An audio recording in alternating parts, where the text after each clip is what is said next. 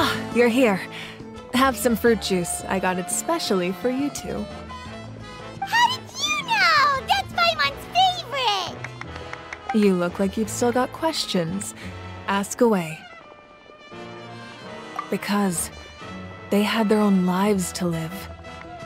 The thought of telling them, abandon your families and everyone you love, and come with me to the end of time, for in 500 years Natlan will be destroyed, it seemed too cruel. You could just as easily point out that everything in this world would come to an end eventually. But life is short, and beyond a point, it just doesn't seem real. Imagine if I said, let's leave right now, and go save the sun because it'll flame out in a few million years.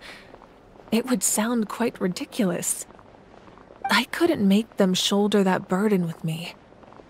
Besides, every generation will have its heroes, this one included.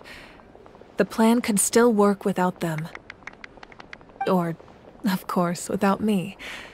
But since I was the one who came up with the plan, I felt duty-bound to see it through to the end. Paimon's suddenly remembering that portrait in your room. Was that your family from back then? Yes, it was. So when you asked me who my sister grew up to be, the truth is that very little information survives.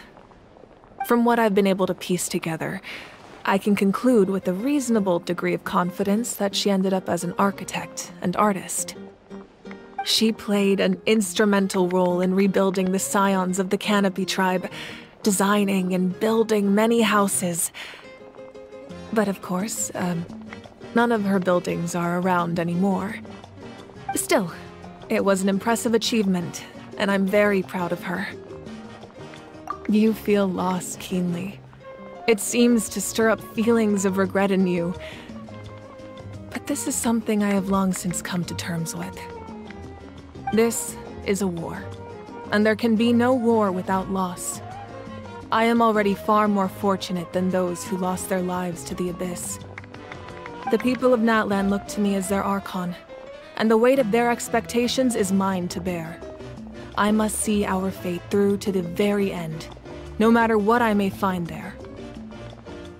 Yeah, doesn't that mean the way everything ends has already been written, including your plan? I suppose, but so what? Don't forget, time takes many forms. The past, present, and future coexist, and all are equally important.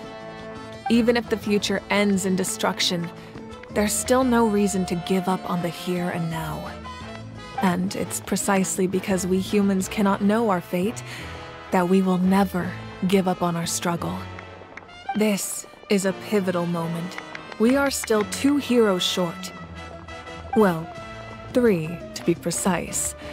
There's one further hero who I'm hoping to get on my side, whatever it takes. Your resistance to the corrupting power of the Abyss is truly remarkable. It would easily make you an all-important figure in the upcoming battle. If you agree to join us, you will not only gain my full support in your journey, but I will also forge a brand new ancient name for you. Ancient names can be forged? They can. Several strict conditions must be met, but if they couldn't be forged at all, then the number of them in circulation would have long dwindled to 0. Possessing an ancient name would mean that your adventures in Natlan are recorded in full. Your stories would be remembered by our people for all the years to come. The Ode of Resurrection may have temporarily lost its power, but still, take this as my personal guarantee that I shall never let you fall. Just like in the Night Kingdom, I will be there for you. That is a promise I will fulfill at all costs.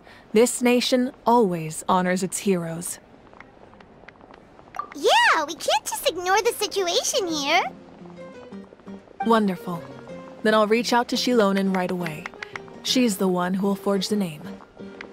We've never forged an ancient name for an Outlander before, but I trust she'll find a way.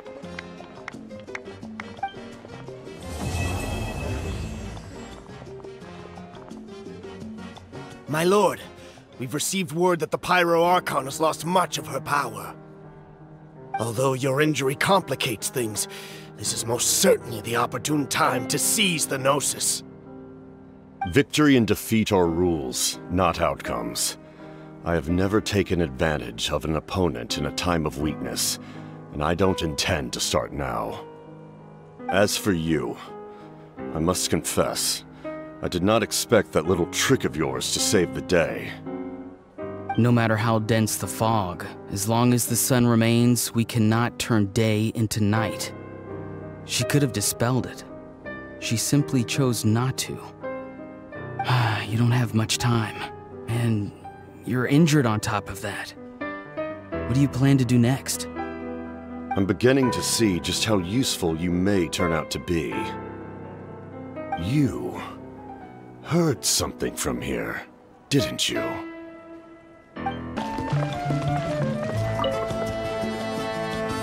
Oh, something else you'd like to ask? Well, our intel suggests he hasn't made any new movements yet, although Kenichi's investigation helped us confirm that he's being aided by someone from the Masters of the Nightwind. I'm getting closer to narrowing down who that may be, but it's still unclear whether this person aided the captain out of willingness or coercion. If you learn anything about this during your adventures, please let me know. Oh, something else you'd like to ask?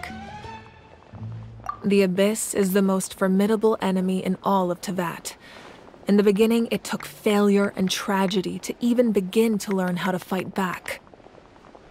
All of the methods you've seen in other nations were developed based on experience and insight passed down over generations. We know them to work, but few of us actually understand why. It's the same for the method we use here in Natlan. Ever since ancient times, elemental energy has been one of our most reliable weapons against the Abyss. As for the principles behind it, I'm afraid you might have to seek answers from someone older than the position of Pyro Archon itself. Oh, something else you'd like to ask? That also comes down to the long-standing effects of the Abyss. Our people's survival is inextricably tied to the Wyab. But their power has its limits. They cannot offer our people the same degree of protection outside our borders. In fact, people who do decide to leave often suffer from memory loss and emotional issues.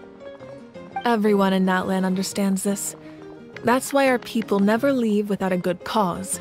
Even if someone is left with no choice, the chief of their tribe must seek approval with the Wyab to grant them leave.